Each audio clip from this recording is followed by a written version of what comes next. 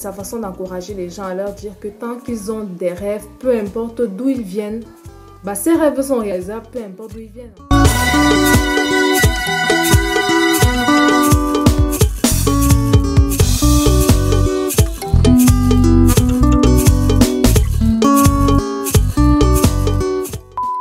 Hello, bienvenue sur Evindi, la chaîne de l'art, la chaîne de l'authenticité, la chaîne de la créativité.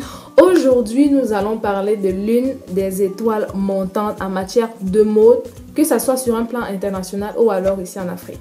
Je suis Pella Muriel et j'espère que la santé, elle est au top. Si ce n'est pas le cas, comme toujours, un tchalo. Donc, si toi aussi tu penses comme moi que l'Afrique a du potentiel, comme je ne cesserai de le répéter sur cette chaîne, je t'invite à t'abonner. Si ce n'est pas déjà fait, si tu es nouveau sur cette chaîne, c'est gratuit et il y a de la place pour tout. Nous allons donc parler d'Adout Akesh, qui est un mannequin australo-soudanaise dont la famille, il y a quelques années, s'est vue dans l'obligation de s'installer en Australie pour échapper, n'est-ce pas, aux différentes violences qui avaient lieu dans le pays. Ayant atteint l'âge de 16 ans, elle a commencé à participer aux différents castings organisés par plusieurs marques dans le pays, qui est l'Australie. Et il se trouve donc qu'un jour, la marque Yves Saint Laurent organisa un casting afin de trouver des mannequins pour le Paris Fashion Week qui devait se tenir dans quelques jours. Elle a donc été retenue pour l'occasion. Elle a donc eu l'opportunité de signer un contrat avec une agence de mannequins qui est l'Elite Model Management, qui est une agence française de mannequins, je crois bien. Et c'est avec cette agence de mannequins-là qu'elle a pu commencer à faire ses défilés. Et bien sûr, défiler pour les grandes marques qu'on connaît là, telles que Versace, Tom Ford, Yves Saint Laurent. Il faut quand même avouer qu'elle est l'une des perles rares qui a changé la perception d'un bon nombre de personnes vis-à-vis de la peau noire. Il y a entre autres encore Naomi Campbell et plusieurs autres mannequins.